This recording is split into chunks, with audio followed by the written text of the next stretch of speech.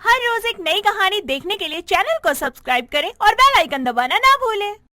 शादी के बाद लवीना और सैम बेड पर बैठे एक दूसरे को प्यार से देख रहे होते हैं और सैम उसके करीब जाने ही लगता है।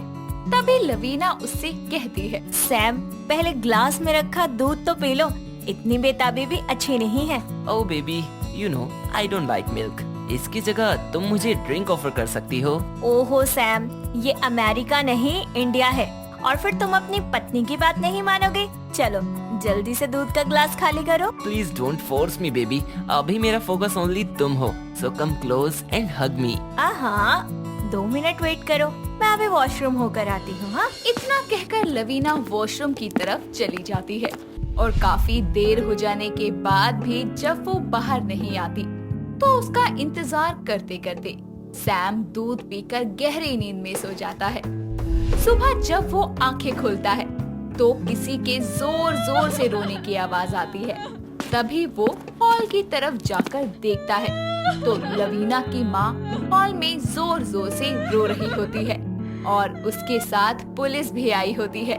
तभी सैम कहता है, what's wrong with you mother in law, आप ऐसे क्यों क्राई कर रही हैं? और सुबह सुबह घर में पुलिस? इनका कहना है कि शादी के पहले ही दहेज की बहुत बड़ी डिमांड थी आपकी, जिसके पूरा न होने के कारण आपने इनकी बेटी को गायब कर दिया। No no inspector, I don't know where is she. वो रात को वॉशरूम में गई, उसके बाद आई सडनली फॉल अस्लीप और फिर अब मेरी आईज खुली हैं। लवीना ऐसे कैसे घर से गायब हो सकती है? साहब, हो न हो इन दोनों माँ बेटे ने मिलकर मेरी बच्ची को गायब किया है ताकि मुझ गरीब से पैसों की डिमांड कर सके।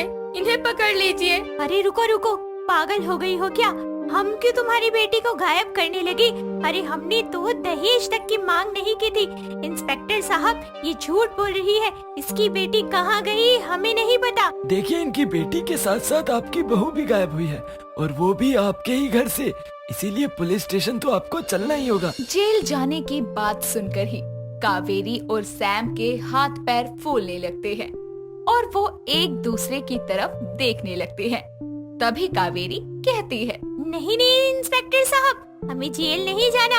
ऐसा कोई तरीका नहीं है क्या जिससे हमें जेल ही न जाना पड़े? देखिए, लड़की गायब हुई है इनकी, लेकिन ये चाहे तो आपके साथ सेटलमेंट कर सकती हैं, आपको जेल जाने से बचा सकती हैं। पुलिस के कहने पर कावेरी रजनी के आगे हाथ पैर जोड़ती है और रजनी उससे लवीना के गायब होने के बदले 4 लाख कैश लेकर सेटलमेंट की बात कहती है।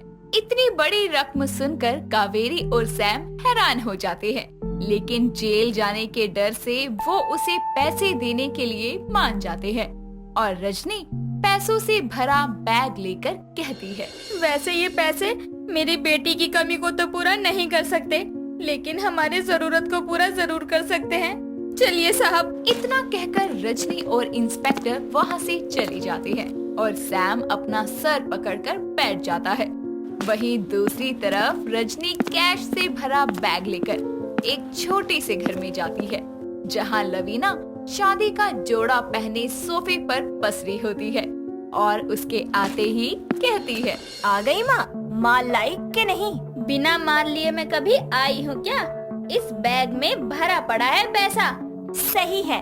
अरे दुनिया में पैसा ही भगवान है, पैसे के आगे कुछ नहीं है। इस अमेरिकन मुर्गे को लूट कर तो हम करोड़पति हो गए हैं, इसलिए अब अगला शिकार कुछ दिनों के इंतजार के बाद पकड़ेंगे। और क्या, जल्दी किस बात की है? इतना कहकर दोनों हंसने लगती है। लवीना एक लुटेरी थी जो विदेश से आए लड़कों को अपने जाल में फंसाकर उनसे शादी करने के बाद लड़कों के घर वालों को अलग अलग तरीके से लूटा करती थी। अब तक तो वो 10 से 15 लड़कों को अपना शिकार बना चुकी थी और सैम भी उन्हीं में से एक था।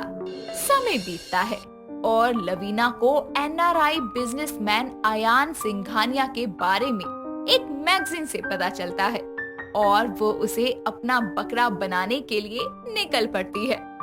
अयान सुबह अपनी गाड़ी से ऑफिस की ओर जा रहा होता है, तभी उसका फोन बजता है और जैसे ही वो अपने एक हाथ से फोन उठाने की कोशिश करता है, तभी लवीना उसकी कार के सामने आकर सड़क पर गिर जाती है। तभी अयान खुद से कहता है, ये कौन सुबह सुबह आत्महत्या करने निकला है? Let me check. इतना कहकर अयान कार से बाहर आता है। सुबह सुबह मरने निकली हो क्या? और मरने निकली भी तो सड़क पर क्या मेरी गाड़ी तुमको दिख रही है जो देखते ही कूद पड़ी? ये साला तो बड़ा अकड़ू मालूम पड़ता है, पर कोई नहीं, इसे फंसाने के लिए अकड़ भी सहनी पड़ेगी। ओह सॉरी, मुझे ध्यान नहीं रहा कहाँ चल रही हूँ। ठीक है, पर तुम्हारे पैरों से खून निकल रहा है। चलो मैं तुम्हें अपने कार से क्लिनिक ले चलता। कोई बात नहीं, गलती मेरी है, आप तकलीफ मत कीजिए। बहुत बढ़िया, तुम पहले ही मेरे कार के आगे कूद के मुझे बहुत परेशान कर चुकी हो। अब ये आंसू बहा के भोली बनने का नाटक मत करो। चलो चुपचाप कार में बैठो। मन तो कर रहा है पत्थर उठा के साले के सर में मार दूं।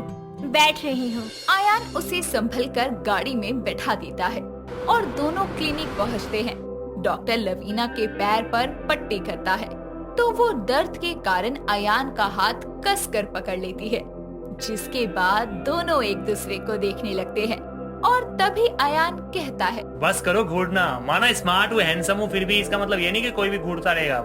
ऐसा कुछ नहीं है, वो तो। इट्स ओके, घबराओ मत। वैसे लड़कियाँ मुझे देख के घबरा ही जाती है। अभी खुद घर जाओगी या फिर ड्राइवर बन के मैं तुम्हें छोड़ के आऊँ? थैंक यू, मैं खुद चली जाऊंगी। इतना कहकर लवीना गुस्से से मुंह बनाकर चली जाती है और उसी गुस्से में सोफे के तकिए को जमीन पर पटक कर कहती है, इतने लड़कों को लूटा है मैंने, लेकिन आज तक इसके जैसा घमंडी बकरा नहीं देखा। आज तक लवीना को किसी ने अकड़ नहीं दिखाई। समय बीतता है और लवीना किसी न किसी बहाने अयान से टकरा जाया करती। एक दिन कॉफी कैफे में जगह ना होने के कारण दोनों एक ही टेबल पर बैठकर कॉफी पी रहे थे, जिसके चलते दोनों में बातचीत शुरू हो जाती है। समय के साथ लवीना उसे अपने प्यार में पागल करके उसकी माँ से मिलने के लिए उसके घर जाती है। तभी उसकी माँ मंजू कहती है, मानना पड़ेगा नालायक, लड़की तो तूने एकदम खरी पसंद की है।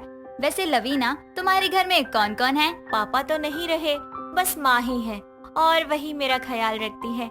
इतनी गरीबी होने के बाद भी उन्होंने मुझे परवरिश बहुत अच्छी दी है। वो तो दिख ही रहा है। चलो फिर उनसे बात करके चट मंगनी और पट ब्याह का मुहूर्त निकलवाते हैं। मंजू की ये बात सुनकर लवीना को अपना प्लान सफल होता नजर आता है। कुछ दिनों बाद दोनों की मंदिर में शादी हो जाती है। शादी की रात अयान गुलाब का फूल लिए कमरे में आता है और लवीना को देता है। लवीना उसकी खुशबू लेते ही बेड पर बेहोश हो जाती है। सुबह जब उसकी आंख खुलती है तो वो अयान के नहीं बल्कि अपने घर में होती है, जहाँ रजनी सर पकड़कर बैठी होती है और उसकी अलमारी से सारा लूटा हुआ कैश और गहने गायब होते हैं। कभी वो टेबल पर पड़ा कागज का टुकड़ा उठाती है और उसे पढ़कर कहती है, लुटेरी बहू, इस बार तू ही लुट गई। तेरी लुटेरी सास मंजू। ये नहीं हो सकता। मुझ लुटेरी को कोई कैसे लूट सकता है? जिसे मैं अपना बकरा समझ रही थी, उसने मेरी ही बलि दे दी।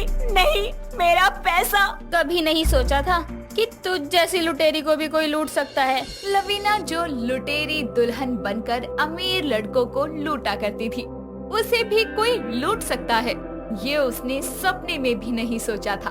अपने सारे लुटे पैसे किसी और के लूटे जाने के कारण उसकी तो जैसे दुनिया ही उजड़ जाती है और वो अपना सर पकड़कर बैठ जाती है। दोस्तों, अगर आपको ये कहानी पसंद आई तो इसे लाइक करें, शेयर करें और कमेंट करके बताएं कि कहानी में आपको सबसे अच्छा क्या लगा।